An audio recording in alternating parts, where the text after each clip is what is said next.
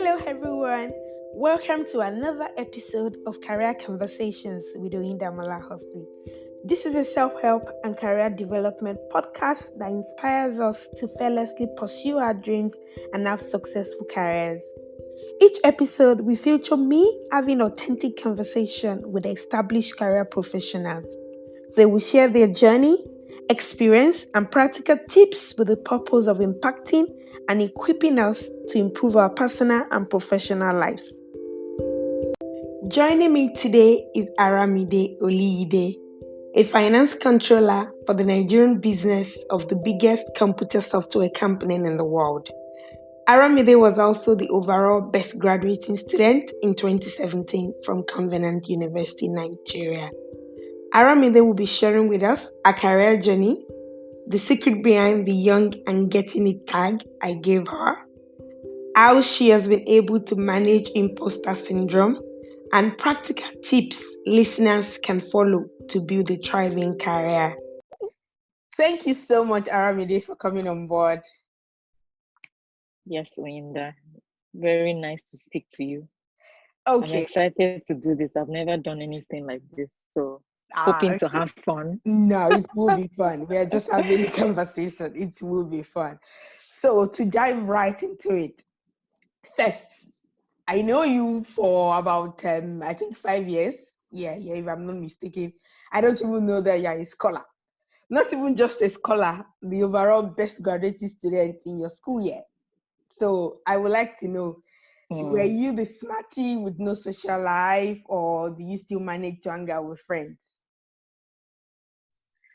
To be honest, I wish if I could turn back the hands of time, I would go back to school and have more fun. So perhaps I will put myself in the category of the smarty with no social life. I was just focused on my books. In fact, even in my class, I didn't know all the people in my class. It was that bad, I didn't have that much of a social life in school. I had a few friends, but the common factor that united us was the books, was our studies. Right. Okay. So yeah, that's That's still good to know. Still good to know. Now, let's get into your career journey. Can you tell us how it has been from the beginning till now? I don't want to sound cliche like Nigerian politicians. When you ask them how it's been, they say the grace of God. But yeah, it's the grace of God. I think I've been very fortunate in my career journey. I think I was one of those people who knew, who kind of had a good idea of what they wanted to do with their lives. So all my life, I've been in this whole accounting field. I studied accounting, from secondary school. I went to a commercial class. I remember them telling me go to science class because I had an A in integrated science and agricultural science. And I said, no, I wanted to be an accountant. So I went to commercial class. And then I remember that getting to university as well, I was supposed to go to Unilag, but they offered me business administration. And I told my parents that I wanted to be an accountant. I don't trust these people.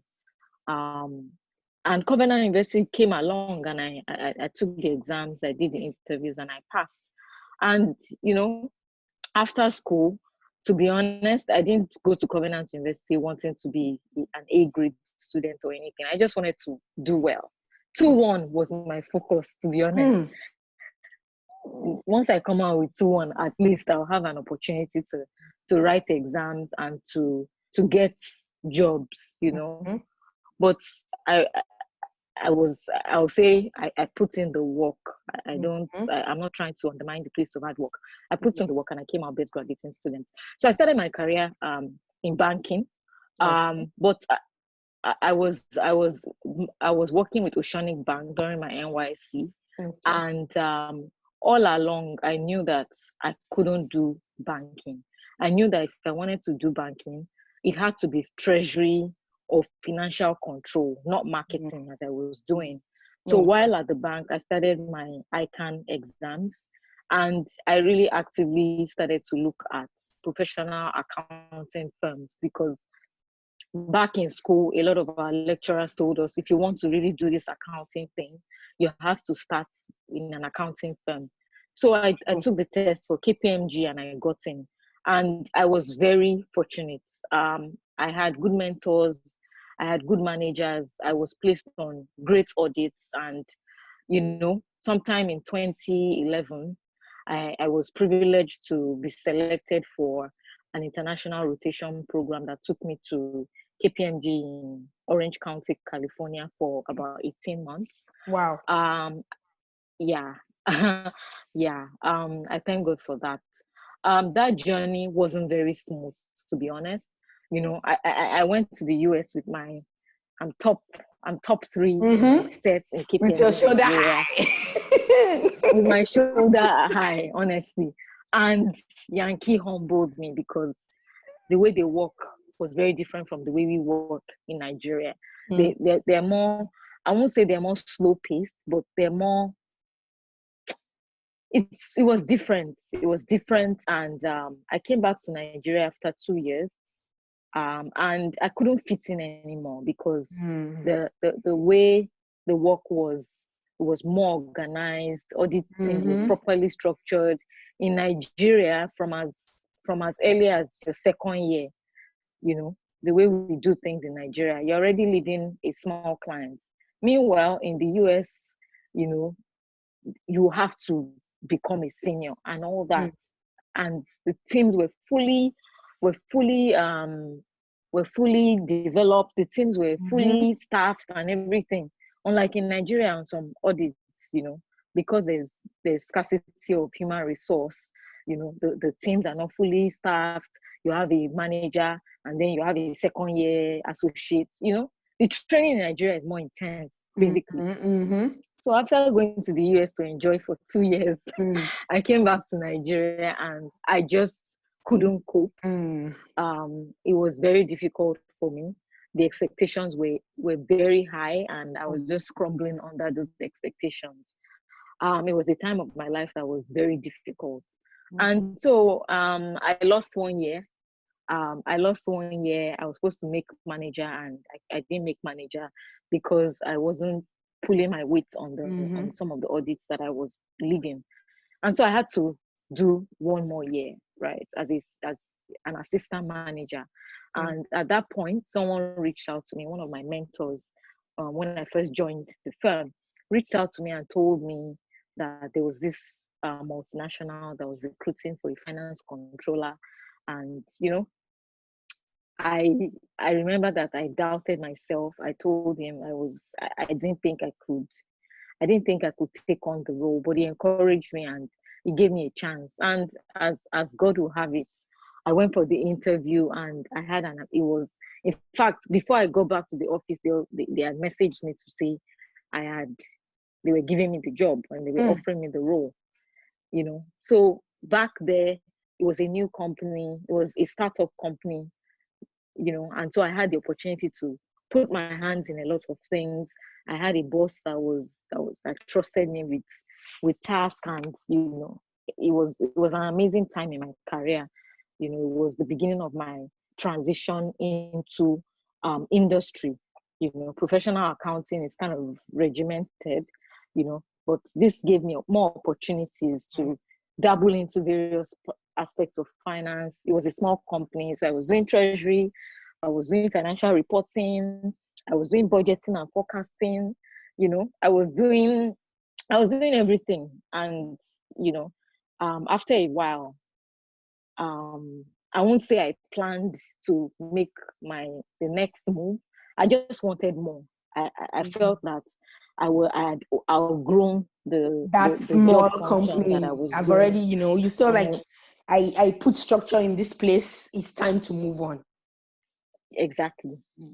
So I walked up to my boss and I told him I want a move. I want a move. It was a small company. There was really nowhere to move to. Yeah. Right. And my boss saw that I wasn't playing about it and tried to set me up for roles in outside Nigeria. I'd been outside Nigeria before, so for me the thrill wasn't to move out again. It was to get something that was going to move my career to the next level. It was seeking for growth. It wasn't seeking for an opportunity to relocate or anything like that. I still God heard me again. I got an email innocently in my LinkedIn um in my LinkedIn box, in my LinkedIn inbox, and it was another multinational offering me, asking me to apply for a role that they had just put out. So I decided to try, and I did try, and I got the role. And so that's really has been my career journey. It hasn't been, I won't say I planned anything. I guess I guess the stars aligned for me at every point in time where it was necessary for me to take on the next big thing. And so I'm grateful for that journey. I'm grateful for all the people who believed in me throughout the journey. I remember KPMG, the person who has now become my mentor, who shot me to limelight, so to speak, was my manager. She was my manager on an audit, and the audit wasn't going well, and she just challenged me to take on bigger things on the audit, which I did, and that just moved the needle for me in terms of visibility, in terms of performance, and that was the gateway to moving to the United States, and things just moved on from there. So that's a brief story about my career journey. And thank you so much for sharing. And I like the fact that you mentioned that the person that, saw the good in you, it's your manager, and she's a she. I like that. Yeah. I like that. Yeah. Because the last episode I had, the lady, she didn't have a good experience with one of her female managers. So not all female managers are terrible. So I like that this one is an angel. So this is good to know. Yeah. And thank you, Aramide, for sharing that. So you are part of the people in my network that I call the young and getting it crew. So yes. So, and I also know, okay. I know that it's not enough, to land a dream job. I mean, you've worked across multinationals, so I know it's not enough to land that dream job. The goal will be to thrive at it, which Yes. seems to have a handgun. Can you share with us practical tips on how to thrive on our jobs and steadily build a thriving career? Okay, I will share what I can, but I think the most important part of having or developing a thriving career is to put in the work. There's no easier way to put it. There's no easier way to say it. Things don't fall on people's laps. People make things fall on their laps, right? You just need to put in the work. Put in the work. I think one of the things that has worked for me is that I put in the hard work. I put in the hard work, and I try to find out how to reduce the burden on my manager, on my boss. I want to always be in a position where my manager or the people that have entrusted these responsibilities into my hands can trust in me. And that means that you need to show up at all times, right? You cannot seek out an opportunity and not show up when people need you to show up, right? So I remember from my last job, I worked with I hope he doesn't hear this. I worked with a manager with a boss who was a micromanager. I worked with a boss who was a micromanager. But I realized that when I looked at the trajectory of his own career, he was an excellent person. He always delivered. So I knew that his micromanaging me was not coming out of a place of wickedness. It was coming out of a place of not wanting to mess up his reputation. Yes. Exactly. So what did I do? I had to learn his ways. I had to learn how he wanted things to be done, right? So that involved, for instance, developing templates that what it reviews, and once it's fine with it, I know I can run with it. And of course, developing a template means you are asking for his idea and coming as well with your own idea, not just saying, "Oh, this is it. What do you think?" Come with your own idea, rub minds together, and find a middle ground that works for both of you. I found that my boss could trust me. But that was painful. It was a painful thing. It was a painful process of winning his trust, because that meant, I remember at some point when he travels on official assignments, my body clock just adjusts. And you see me waking up at 6 a.m., 5 a.m., just to get his mind. Like, what are our priorities for the week? What are our priorities for today? And so the guy could trust me. At some point, right, I won his trust so much that he stopped reviewing my work, right? And when he gave me the free will, to do whatever I needed to do, because he just believed that it's Aramide, she will get the job done. I think many young professionals need to get to that point, know what is required, and in fact, if possible, go above and beyond what is required. As a manager of people, I tell you that I find it easier to work with employees, to work with colleagues who get it. I don't know, like someone who gets it, someone who sees the big picture of why we're doing what we're doing and is ready to contribute his or her own quota to achieving those results. I think sometimes many people just expect, oh, of course, when they recruited me, they should have known that I'm a superstar. You need to prove it. You need to prove it, and you need to get people to believe it, to believe that you are what you're saying you are. And in order to get them to believe that you are what you're saying you are, you need to show up. You need to be responsible. You need to deliver results. And the process is not always easy. The process is painful.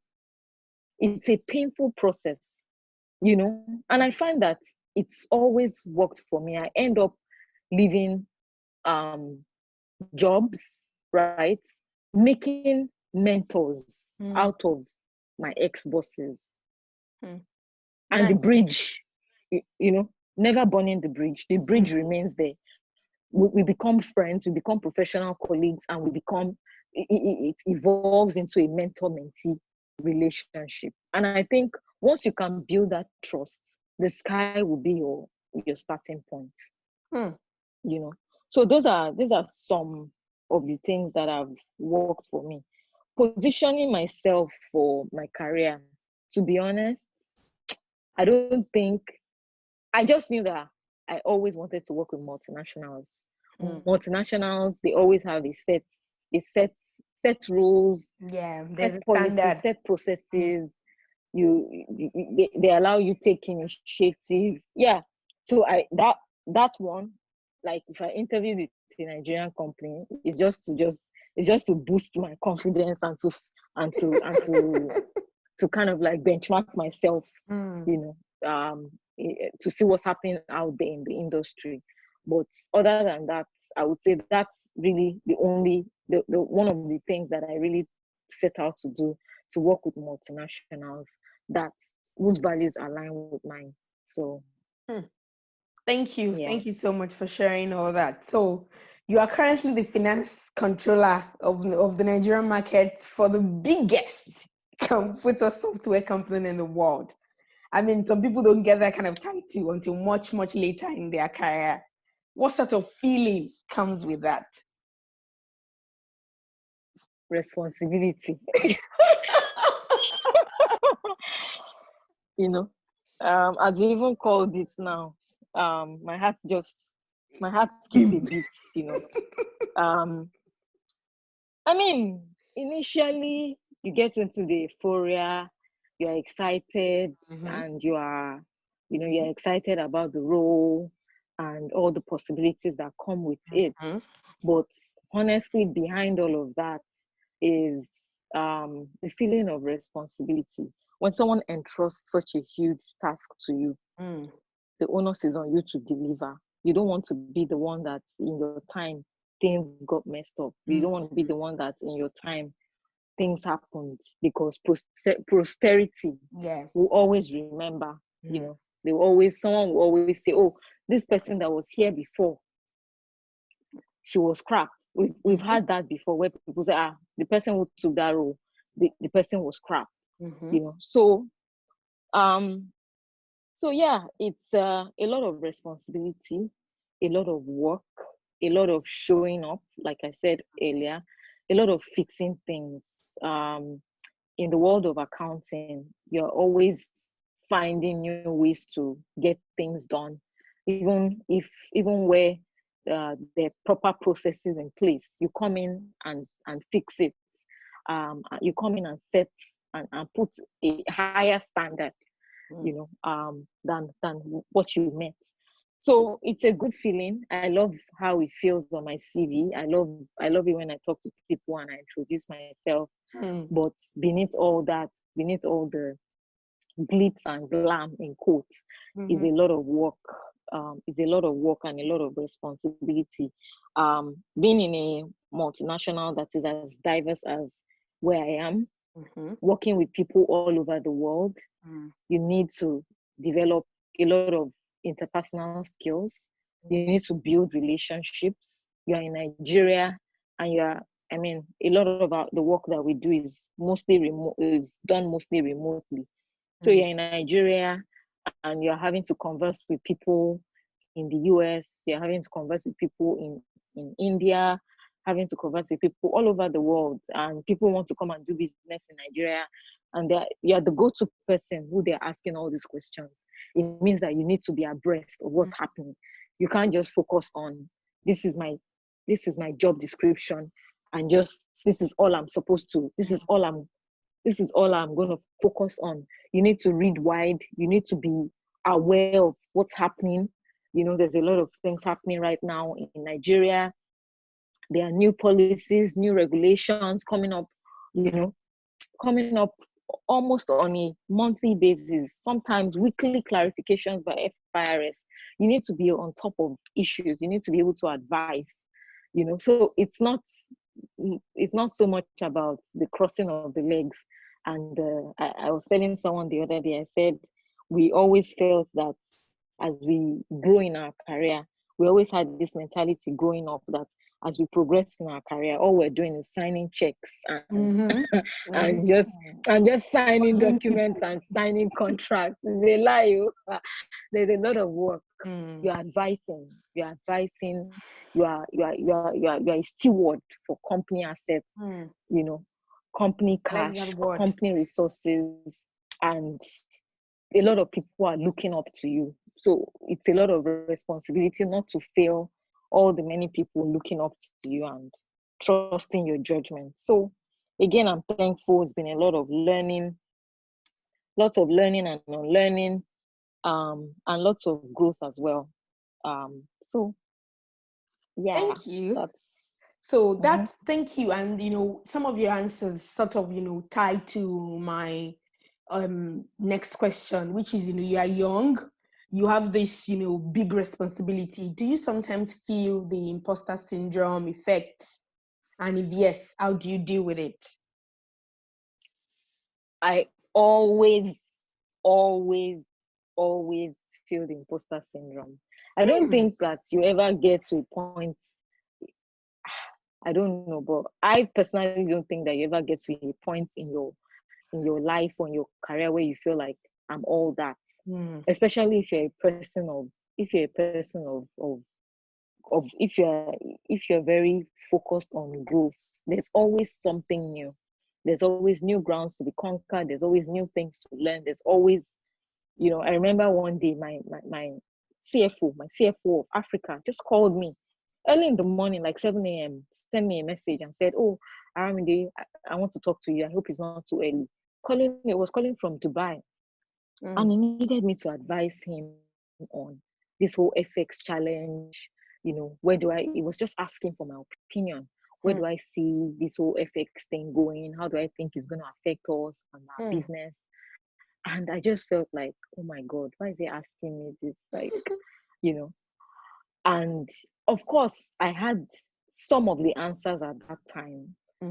But I told him, I said, well, give me a few minutes. Let me talk to the experts. Let me talk to the bankers. This is what I know. But it might not be sufficient for the sort of advice or the sort of decision you want to make. Let me talk to so and so and so. Can I give you a call back? And I say, sure, give me a call back.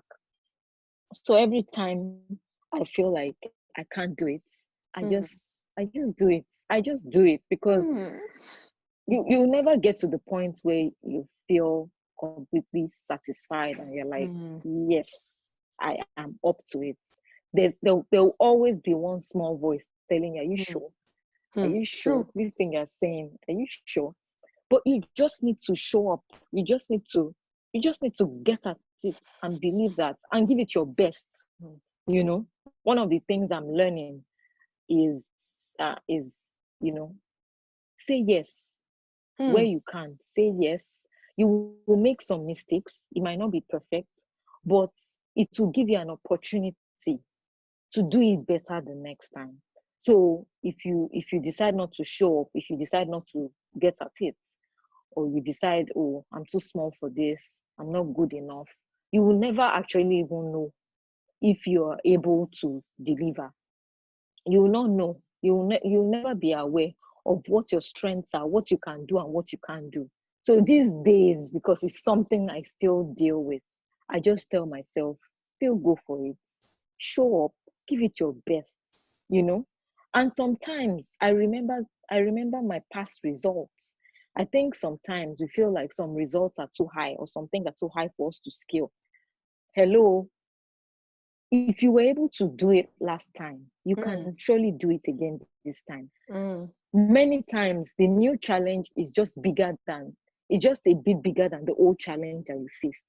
And if you're able to tackle that old challenge, then you are well equipped to tackle this new challenge. Thank you so much, Aramide, for coming on board. It's been a pleasure sharing this last 25 minutes with you.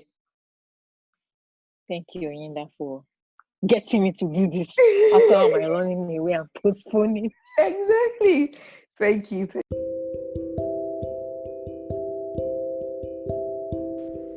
Thank you so much for sticking till the end. I appreciate the time you have decided to spend with me. Kindly share this podcast with your friends, and if you're listening on Apple Podcasts, please take a minute to drop a review. I would personally love to hear from you. Feel free to send me an email or DM with your comments, suggestions, and feedback. Till next time, never stop believing and pursuing your dreams. You will realize it takes you to take a bet on you.